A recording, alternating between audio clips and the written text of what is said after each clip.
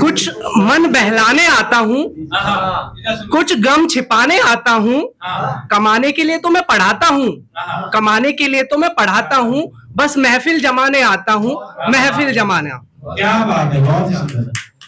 जब भी मैं स्टेज पर आता हूँ तो मुझे कुरुक्षेत्र का युद्ध सामने आने लग जाता है, और मैं भगवान श्री कृष्ण के लिए मैंने लिखा है, मेरे बरसों की मेहनत का परिणाम आने वाला है, मेरा धैर्य जाने वाला है, मेरे रथ के पहिए को थाम के रखना माधव, मेरे रथ के पहिए को थाम के रखना बंसीधर, मेरा पहला युद्ध होने वाला है, पहला युद्ध होने वाला।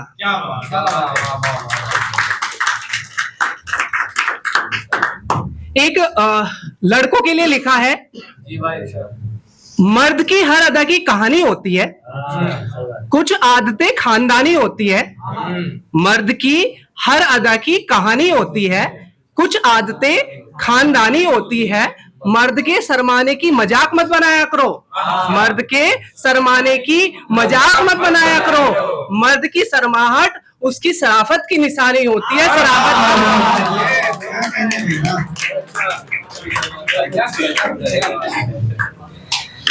महाभारत के अंदर एक सीन है, उसमें जब युद्ध की शुरुआत होती है तो भगवान श्री कृष्ण कहते हैं कि मैं निशस्त्र लड़ूंगा, पांडवों की मतलब जो भी मेरे को छाट लेगा मैं निशस्त्र लड़ूंगा, हथियार नहीं उठाऊंगा।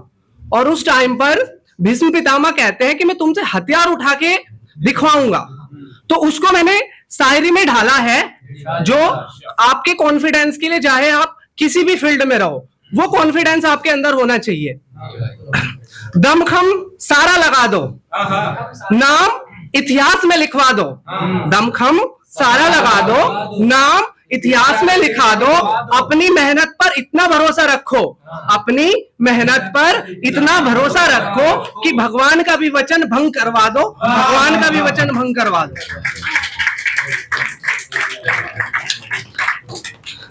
दोस्तों, अभी लास्ट वीक सुप्रीम कोर्ट में भारत के चीफ जस्टिस ने एक फैसला दिया। वो फैसला जुड़ा हुआ था किसानों की पराली से। चीफ जस्टिस ने कहा कि इस साल पराली नहीं जली तो हर बार किसानों को दोष मत ठहराओ।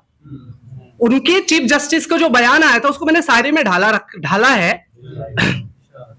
कि हर बार मत रखो किसानों को निशान पर, हर बार किसानों को मत रखो निशान पर, अब की बार पराली नहीं जली धान पर, अब की बार पराली नहीं जली धान पर।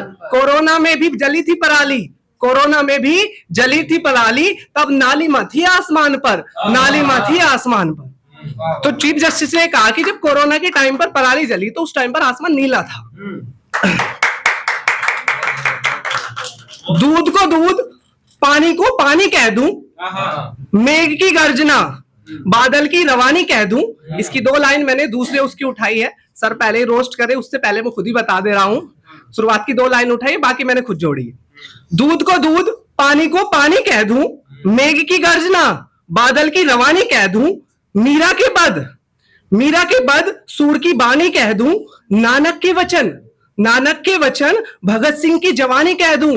अर्जुन का द्वंद, अर्जुन पूरी जिंदगी भर चाहते थे युद्ध हो, और जिस दिन युद्ध वाला दिन था उस दिन क्या कह रहे थे, मुझे युद्ध नहीं करना।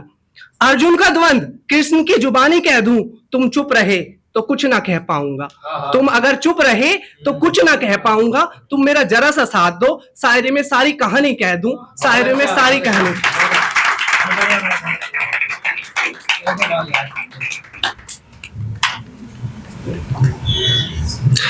भगवान श्री कृष्ण को लेकर ही एक और लिखा है मैंने। जब आपकी जिंदगी में क्या होता है, जो भी कोई स्टेप उठाता है तो 2 पक्ष होते हैं, एक अच्छे वाला एक बुरा वाला। जिसको भी आप सपोर्ट करोगे तो एक का तो बुरा आपको बनना है, और बनता कौन है, जो कुछ ना कुछ करता है, और जो कुछ नहीं करता वो तो किसी का भी नहीं बुरा बनता। तो भगवान श्री कृष्ण की उसी विडंबना को लिखा है। ये आप लोग ने प्रैक्टिकल भी देखा होगा, आपकी लाइफ में आप किसी का कुछ भला करने जाते हो तो किसी का तो आपको बुरा बनना पड़ता है। वीरों की सभा मौन थी, वीरों की सभा मौन थी, चीर हमी ने बढ़ाए, रस का माखन सबने चाखा, रस का माखन सबने चाखा, चोर हमी कहलाए।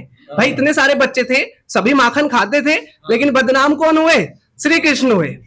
वीरों की सभा मौन थी, वीरों की सभा मौन थी, चीर हमी ने बढ़ाए, रस का माखन सबने चाखा, चोर हमी कहलाए।